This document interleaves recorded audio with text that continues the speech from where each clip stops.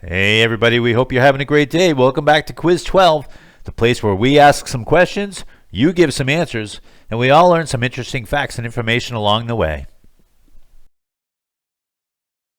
Before we get going, we'd love it if you'd subscribe to Quiz 12, like it, and share it with your friends. You'll be notified whenever a new quiz is coming on, and there's going to be a whole bunch of them, so don't miss out, okay? Are you ready? Great. Let's get into today's Quiz 12. Today's quiz, classic board games. In Scrabble, how many tiles are valued at 3 points? 1, 2, 3, or 4?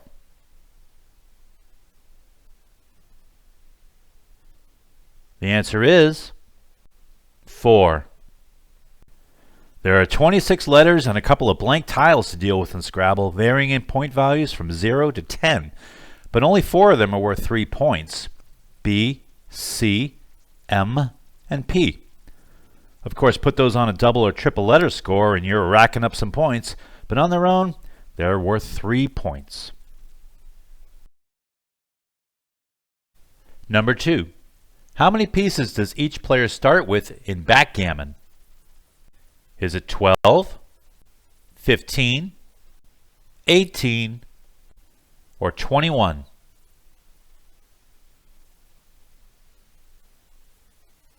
The answer is 15.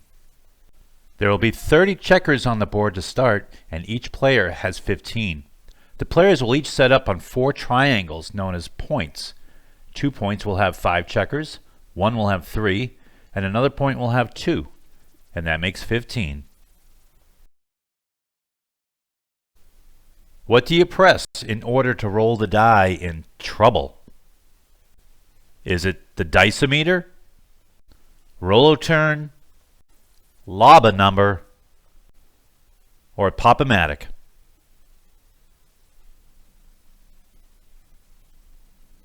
The answer is PopoMatic. I have no idea if any of those other choices exist, but the PopoMatic has been with us since 1965. Just push the plastic bubble, as they called it, and a spring will flip the die for you. Just hearing the name PopoMatic probably triggers the memory of that sound. Lob a number? Well, that probably wouldn't have been as cool. Number 4. A variation of Yahtzee was created in 1964. What was it? Was it Kismet, Racco, Uno, or Stay Alive?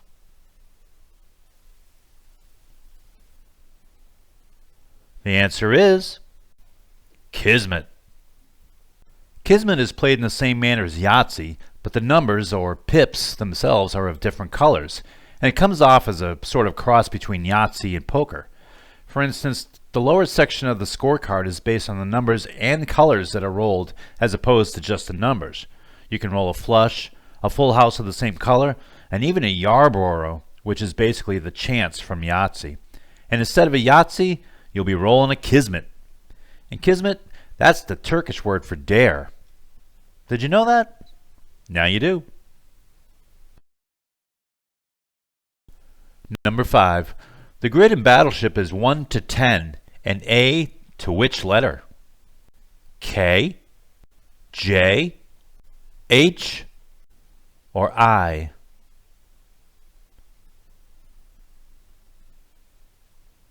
The answer is J.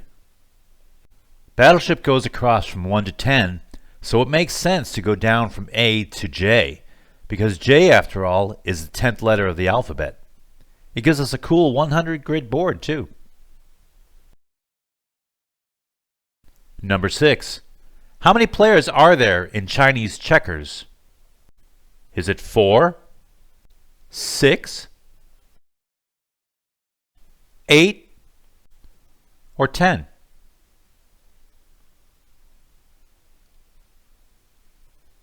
The answer is 6. Of course you can play with less, but the game is set up for a maximum of 6 players to get their 10 marbles across the board. And if you've ever played with all 6 people, it can be chaos at times. Number 7. What is the most points a player can earn in one hand of cribbage? Is it 15, 23, 29, or 31?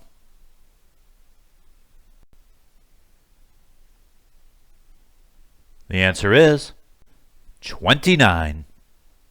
If you said 15 or 31, don't feel bad because those are point values you can earn during the hand.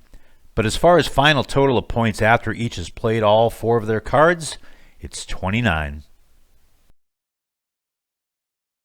In Sorry from Parker Brothers, how many Sorry cards are there? Is it 4, 5, 6, or 7?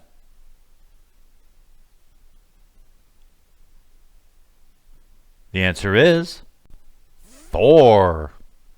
Sometimes it seems like there's a lot of those sorry cards out there, and other times it's as if they don't exist at all because you may need them at a critical time. But in the end, there's only 4 of them in the deck. Number 9. What was the home state of both the Milton Bradley and the Parker Brothers companies?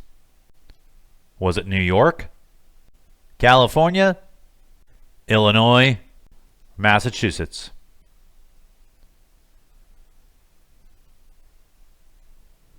The answer is Massachusetts. Massachusetts seemed to have a bit of a monopoly when it comes to those popular classic board games. Milton Bradley was founded in Springfield, Massachusetts back in 1860, with Parker Brothers originating in Salem, Massachusetts in 1883 and calling themselves Parker Brothers in 1888 before eventually moving to Beverly, Mass. In 1977. Both companies went defunct in 1998 when they were formed together into Hasbro Games, and sadly, the names have been officially out of use since 2009. In 1964, Milton Bradley created a Beatles board game.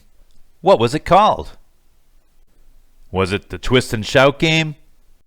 The Shake That Hair game? The Flip Your Wig game? Or the Dream Date game?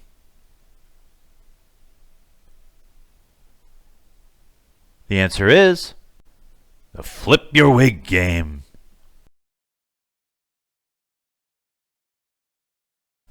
Milton Bradley knew a good thing when they saw it, and during the initial Beatlemania phase of 1964 in the US, they created a board game titled The Beatles Flip Your Wig Game. The object?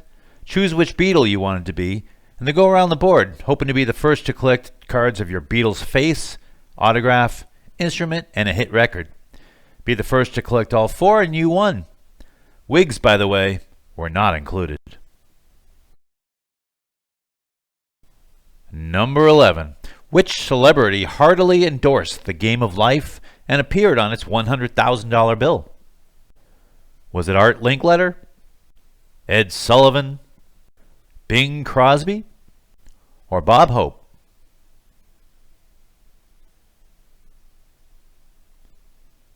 The answer is Art Linkletter.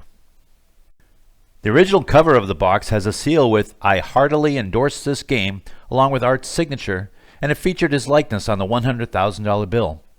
The game of life that we all know is actually an updated version in 1960 from an 1860 Milton Bradley game called The Checkered Game of Life. The new one was touted as Milton Bradley's 100th anniversary game. And who was Art Linkletter? Well, he was a radio and TV star starting way back in the 1940s. He's best remembered as the host of People Are Funny and Kids Say the Darndest Things. And he and his wife were married for nearly 75 years. And number 12. In what year was Trivial Pursuit first published? Was it 1979, 1981, 1985, or 1988?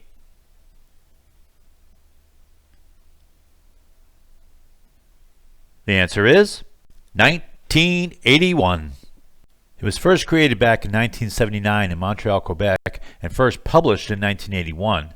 It was licensed to game company Selchow and Ryder in 1982, with Parker Brothers eventually picking it up in 1988.